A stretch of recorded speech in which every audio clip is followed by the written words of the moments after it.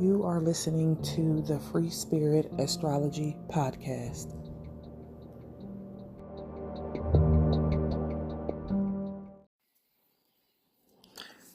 What's going on? We're going to talk about the transits in astrology that are happening this week and some things to look out for, some things that may be happening for everyone during June 17th through July 22nd-ish.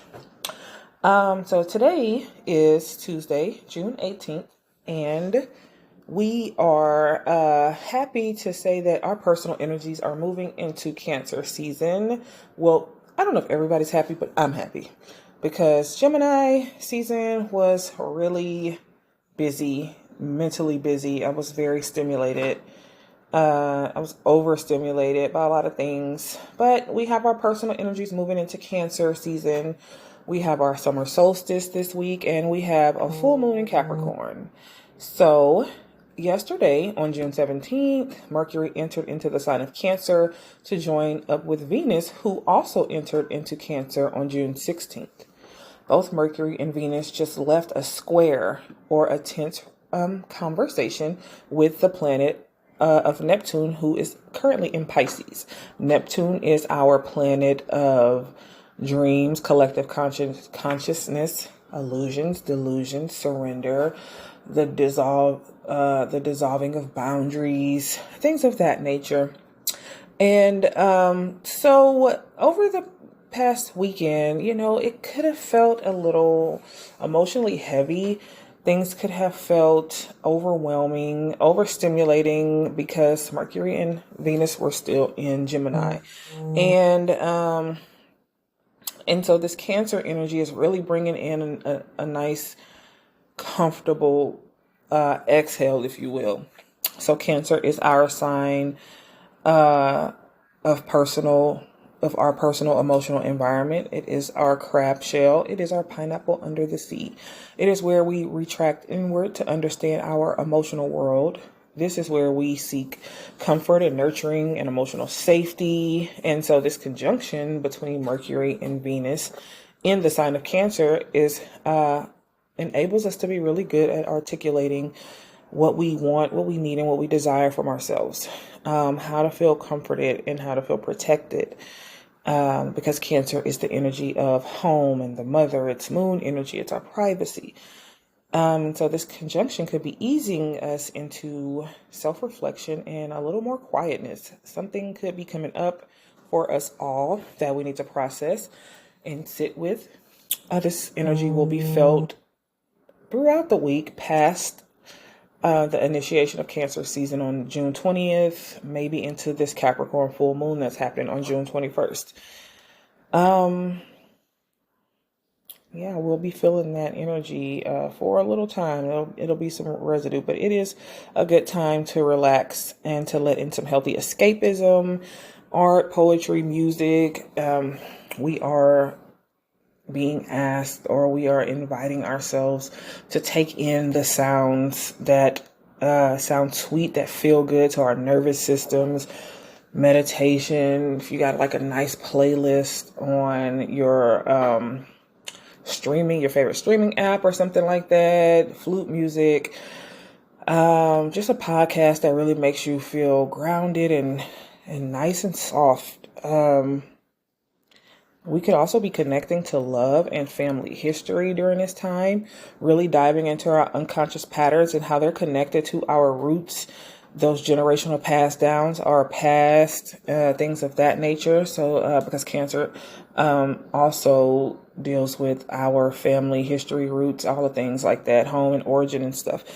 And so on June 20th, the sun enters into Cancer, initiating Cancer season and the summer solstice. So it will be officially summertime for the Northern Hemisphere and wintertime for the Southern Hemisphere of the world, just in case you were wondering, like, what hemisphere.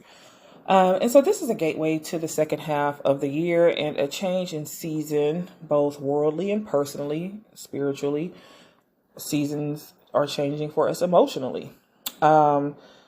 The very next day, we're going to have our first Capricorn full moon at 8:07 p.m. Central Time at about 1 degree of Capricorn. And I say it's going to be our first because we are having 2 Capricorn full moons this month. The second Capricorn full moon will be on July 21st. And so this Cancer sun is shining light on that Capricorn moon to bring some sort of awareness to the Capricorn areas of our lives. And this Capricorn full moon is really asking us to reflect on those intentions that we set during the winter solstice. That's usually when we make New Year's resolutions, and we set intentions for the new year of some things that we want to do and some things that we might want to change. And so this is kind of like an inventory time where Capricorn is circling back to the first and the beginning of the year and saying, hey, are you doing the things that you said you were going to do? Did you change your mind? Are you making the necessary adjustments to do the new thing that you wanted to do? And, are you living the life you want to live? And how's that unfolding for you? So Cancer is the energy of wanting to relax. Cancer wants to take a break. Cancer wants to be on vacation. A lot of people are out of school. It's more of a time where we just want to be in our own restful space. But Capricorn is yeah, but there's something that you need to take care of over here. There's something that you need to be paying attention to. And so we will turn to our Capricorn areas of our birth charts, because everybody has a Capricorn area in their chart, even if there's no planets there. Still got stuff going on, and what in whatever house Capricorn is in for you. For me, my Capricorn resides in the house of my personal values and my self-worth and money and finances and property, things of that nature. Could be land and family and stuff like that. And so, that's actually manifesting for me at this time as I live in Texas, and we have some potential weather threats coming along, and we are looking into getting a generator and securing our property. So if something does happen, we're not displaced. I have been personally easing into shadow work. It just woke up last Friday and said, let me open up this group that I'm a part of. And I just started to journal these prompts and pull cards and things of that nature, which journaling does not come easy for me. It's not my thing. I'm more of a talker and a venter, but I've been really pulling my energy back into myself. I've been really turning towards myself. And so we have these water signs, and this water energy really influencing us at this time. Cancer, and the personal energies like the Sun, Venus, and Mercury, all traveling there. That is working with us at this time. Then we have the ruler of this Capricorn full moon being Saturn, which is in Pisces right now and will be in Pisces for another year. That is our planet of discipline and mastery in our 3D reality. And that planet is also in Pisces, moving kind of slow because it's preparing to station retrograde. And then we have Neptune at the 29th degree of Pisces. That 29th degree is what astrologers call an anaretic degree. It is wisdom obtained through crises, if you will. It's a pretty significant degree. And so it's been hanging out there as well for a long time, and it'll be there, I believe, for also another year. And it's also moving slow because it's getting ready to station retrograde. So these energies kind of feel like our two old wise men, old wise guides that's just, hanging out in the background. And, maybe they are, lifeguarding the situation, if you will, and just really seeing and making sure we're swimming, correctly or going the right way. We're not drowning, giving us some wisdom, giving us, some spiritual discipline, if you will, just to really be with self. And so I believe that these outer planets like Neptune and Saturn are, they're really asking us to let go of something.